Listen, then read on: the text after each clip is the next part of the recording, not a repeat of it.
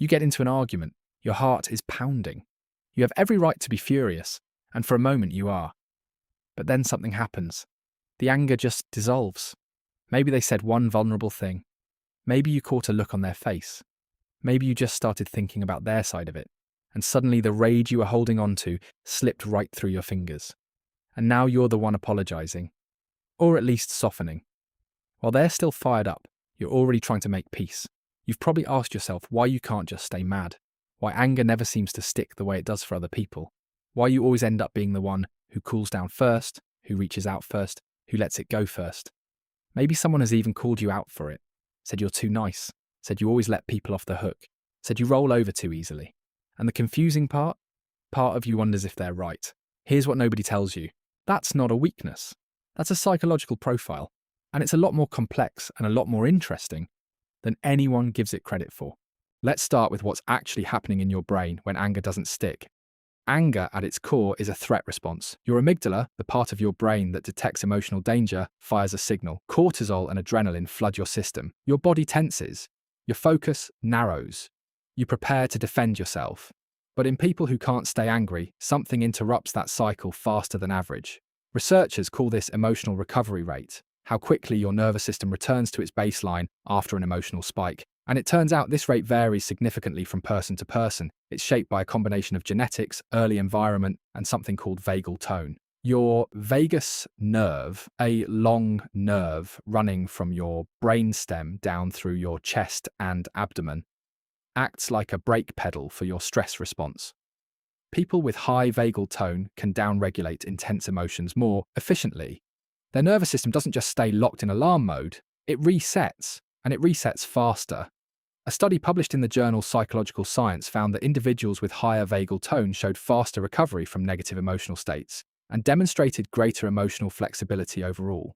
Not emotional avoidance, emotional flexibility. That distinction matters, because cooling down fast doesn't mean you didn't feel the anger. It means your system processed and moved through it more quickly than most people do. You felt it, you just didn't get stuck in it.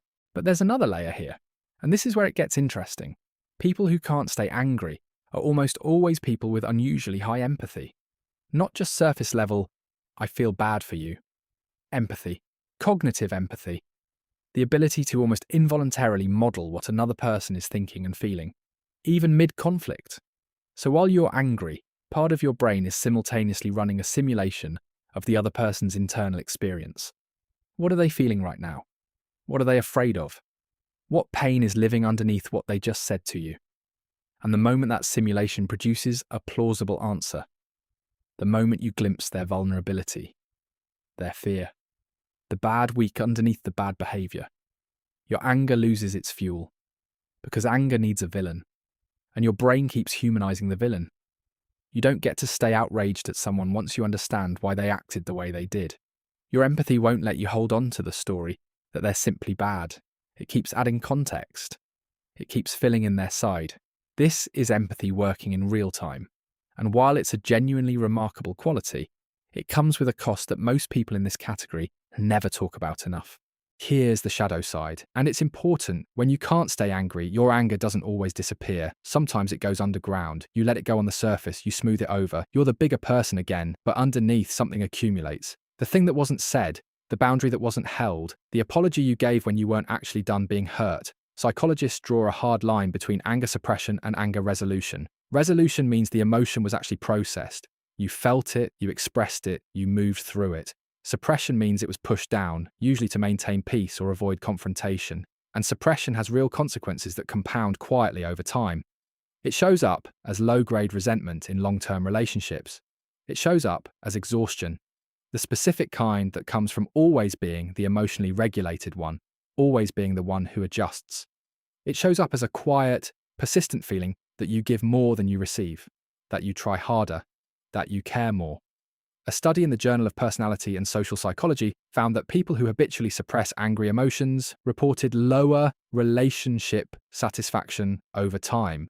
Not because they were conflict-prone, but because unvoiced needs slowly eroded their sense of being truly understood. The anger didn't disappear, it just stopped having a voice. And here's the part that nobody says out loud. Some people in your life know you won't stay angry, and they count on it. Not always consciously, not always maliciously, but the pattern becomes a dynamic. They push, you absorb.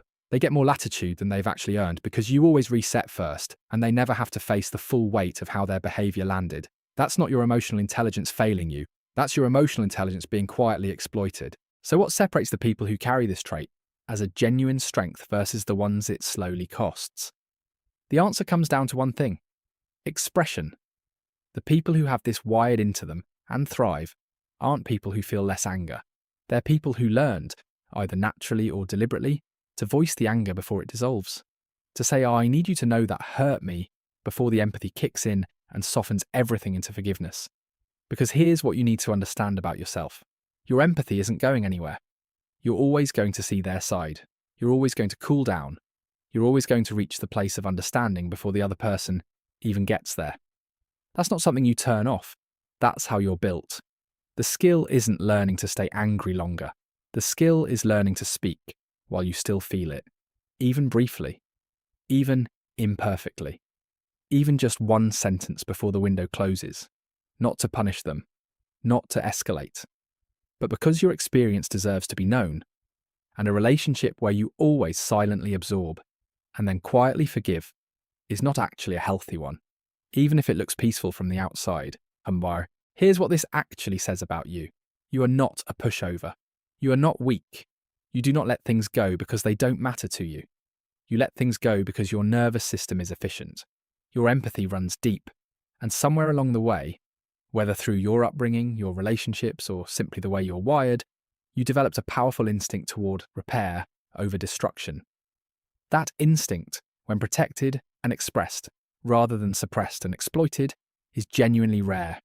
Most people are still inside their anger long after the moment has passed, still replaying the argument, still building their case, still hardening. You've already moved through it. The challenge was never your recovery rate. The challenge is making sure that the people in your life don't mistake your peace for permission, that your calm doesn't get read as an invitation to push further, that your forgiveness is something they earn, not something they simply expect. Because you being hard to anger, that's not a flaw in your character. It's a feature. It just needs protecting. If this one hit close to home, there's a good chance you'd connect with this one too.